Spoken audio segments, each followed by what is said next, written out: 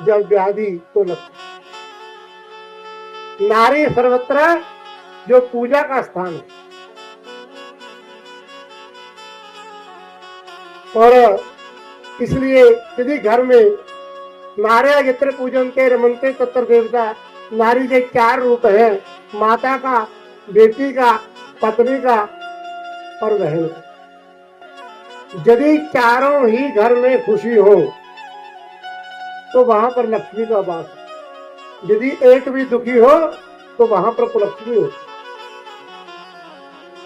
आप कभी भी किसी कन्या से चरनी हाथ में, जो कुमारी लड़की है ना, शास्त्र में कहा गया है कि विवाहित जो है यदि उसको साधु या ब्राह्मण के अपने पति की अपेक्षा दूसरे के चरनी हाथ लगाने पड़ जाए तो बीच में कपड़ा जरूरी है। कभी भी यदि दूसरे व्यक्ति का चरण स्पर्श करना हो तो पैरों के हाथ नहीं लगा, उसके बीच में जो माध्यम है वह कपड़ा होना चाहिए। आत्मदेव अपने पुत्र से कह रहे हैं कि क्व तिष्ठामि क्व गच्छामि, कि बेटा मैं कहाँ जाऊं, कहाँ बैठूं, को मैं दुखम विहोपति, मेरे दुख को कौन दूर करेगा। भले ही पुत्र है लेकिन जो ज्ञान है ना वो बड़ा काम। जिसमें ना जो कष्ट, यह बृहस्पति जी के पुत्र है। सप्तऋषि बृहस्पति जी के पास किसी समस्या का समाधान कराने के लिए गए तो क्या था, जो बृहस्पति जी थे उनकी उम्र थी 7 वर्ष की। जब ऋषि ने जाकर के अपना प्रश्न किया तो छोटे से बालक ने कह दिया कि पुत्रों बैठ जाओ। उनमें दुर्वासा जी भी थे। तत्काल हाथ में जल लिया और बृहस्पति को शांत करने लगे। कहा कि महाराज एक मिनट रुको, पहले निर्णय करो आप मुझे शाप क्यों दे रहे हैं। कहते हमारी जो आयु है 88,000 वर्ष की आयु हो गई, लेकिन जो आपकी आयु है वह केवल 7 वर्ष है। आयु वृद्ध होने के कारण हम तो आपको पुत्र कह सकते हैं, लेकिन आप छोटे हैं, हमें पुत्र कैसे कहें। कहा कि महाराज जो वृद्ध है ना वो ज्ञान वृद्ध, जो अपने में भले ही पुत्र है लेकिन इसे ज्ञान ज्यादा है, उसे बड़ा कहा। 7 वर्ष के बृहस्पति जी ने जो दुर्वासा आदि ऋषि थे उन्हें पुत्र कह के कहा। और आज जो आत्मदेव थे वो अपने पुत्र गोकर्ण जी को कह रहे हैं वो गच्छामि को तिष्ठामि तो वे दुखम विहोपेत, मेरे दुख को कौन दूर करेगा, मैं कहाँ जाऊं, कहाँ बैठूं। तो जो गोकर्ण जी थे वो कहने लगे सारे खलु संसारे, यह जो संसार है पिताजी ये सारहीन, इसमें कोई सार नहीं। इसे छोड़ करके आप वन में जाएं और उस परमात्मा का भजन करें। है वह ईश्वर की आराधना करने के लिए वानप्रस्थ है। जब सारे प्रकार से इंद्रियों को मोड़ करके एकाग्र भाव से उसका चिंतन करना, तो आप घर को छोड़ सकते। अनन्य चिंती अंतो माम जो जना पर्युपासते तेसा नित्या वियुक्ता नाम योग क्षेम वहान। क्योंकि भगवान खुद कहते हैं कि जो एकाग्र भाव से मेरा चिंतन करता है, मेरा मनन करता है, उसका जीवन यापन मैं स्वयं करता हूँ। बोलिए विष्णु भगवान की जय।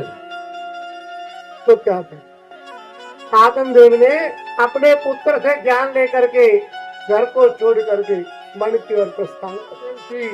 वो भी चला गया, जो कुंडली थी वो भी मर। गोकर्ण ने सोचा, शास्त्र कहते हैं कि जिसके घर में माता नहीं है, माता जैसे गृह नास्ती भार्या क्या प्रिय भाग में अरण्येन तेन गंतव्यम यथा गृहम। जिसके घर में आशीर्वाद देने के लिए माता नहीं और जो पत्नी है वह भी कटु वचन बोलने वाली है, उसे घर को त्याग करके वन में चले जाना। इसलिए अब घर का जो आचार है, वातावरण है, वह चला गया तो हमें घर छोड़ देना। गोकर्ण जी घर से चले गए और समय बीतता चला गया। जो धुंधुकारी था उसका आतंक बढ़ गया, चोरी करना। एक दिन राजा के यहाँ से बहुत सारा धन चुरा करके जब घर में लेकर आए तो क्या देखते हैं, जो वैश्या घर में रखी हुई थी। उन्होंने सोचा कि ये तो चोरी करता है, प्रतिदिन यह कुछ ना कुछ चोरी करके ले आता है। आज बहुत सारा धन ले आया, कल यदि पकड़ा गया तो ये तो पिटेगा ही, साथ में हमारा धन भी चला जाए, क्यों ना इसे ही न।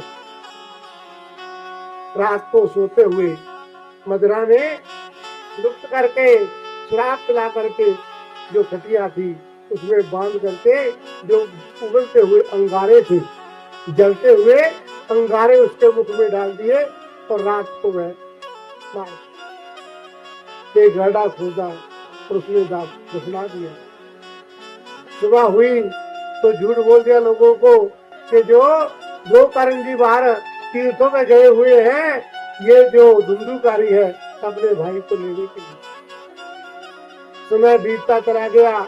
एक दिन जो गोकर्ण जी थे ना, उन्हें पता चला कि तुम्हारा जो भाई धुंधुकारी है वह मर गया, तो उन्होंने उसके निमित्त गया श्राद्ध है, जिस तीर्थ पर जाके वहां पर श्राद्ध करते। समय बीते बीते एक दिन क्या होता है, जन्मी जन्मभूमि स्वर्गादपि गृहसी, जो माता है और मातृभूमि है वह स्वर्ग से भी जगत है। जिसमें भगवान राम ने ना लंका को विजय प्राप्त कर, लंका जब जीत ली तो लक्ष्मण ने राम से कहा कि भैया अब अयोध्या जाने की क्या जरूरत है। अयोध्या एक सामान्य नगरी है, यह जो लंका है यह सोने की है, क्यों ना हम इसी पर राज कर ले। तो भगवान राम ने कहा कि अपनी सोने में लंका लक्ष्मण मेरा रोचते, यह सोने की लंका है जो मुझे अच्छी नहीं लगती। जननी जन्म भूमि से स्वर्ग, सबसे पहले तो यह मृत्यु लोक में जन्म लेना ही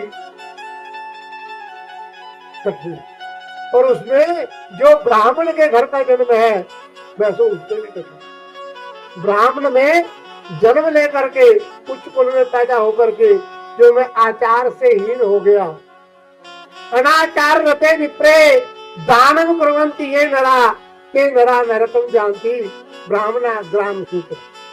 शास्त्र कहते हैं कि जो ब्राह्मण अनाचार में लगा हुआ है उसे जो दान करता है ना वो तो नरक में जाता है, और ब्राह्मण भी गांव का सूर बनता है।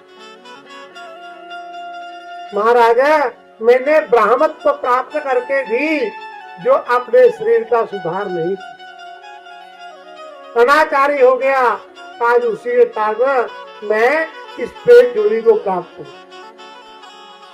गोकर्ण जी कहने लगे कि भैया मैंने तो आपके लिए प्रत्येक तीर्थ पर पिंडदान किया, प्रत्येक जो तीर्थ था गया जी पर मैंने आपके निमित्त गया श्राद्ध भी करो। पेट कहने लगा गया श्राद्ध भी मुक्ति में ना भविष्य कि भैया तू एक श्राद्ध की बात करता है, यदि 100 बार गया जी करवा देगा तब भी मेरी मुक्ति नहीं होगी। गोकर्ण जी कहने लगे तो कहने लगे तुझे पता नहीं जो मेरा जन्म है यह विलक्षण है। वहां पर आपने जो गोत्र बोला ना वह अपना बोल भैया, मेरे तो गोत्र ही नहीं पता। माता ने पिताजी को छल करके मुझे कहीं से मोल लिया था, मैं छल के कारण पैदा हुआ, इसलिए यदि आप 100 गया श्राद्ध भी कर ले तब भी मेरी मुक्ति नहीं। गोकर्ण जी ने कहा कि भैया अब तो विश्राम कर, मैं कल आपको कोई ना कोई उपाय सोच करके बता। सुबह जब उठे, संध्या बंधन की, सूर्य नारायण को जल देने लगे तो प्रार्थना की, हे जगत साक्षी, हे सूर्य नारायण, ऐसा कोई उपाय बताए जिससे कि मेरा जो भाई प्रेत है उसकी मुक्ति। तो आकाशवाणी हुई, कहा कि उसे श्रीमद् जो भागवत है ना उसका प्राण।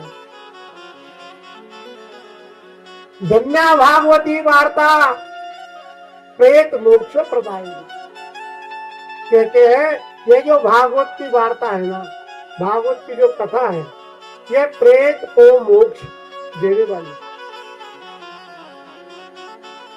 आप उसे यह भागवत की कथा भयभीत हो रहे हैं, जिससे आप डर रहे हैं, वह कोई दूसरा नहीं, मेरा भाई धुंधुका है।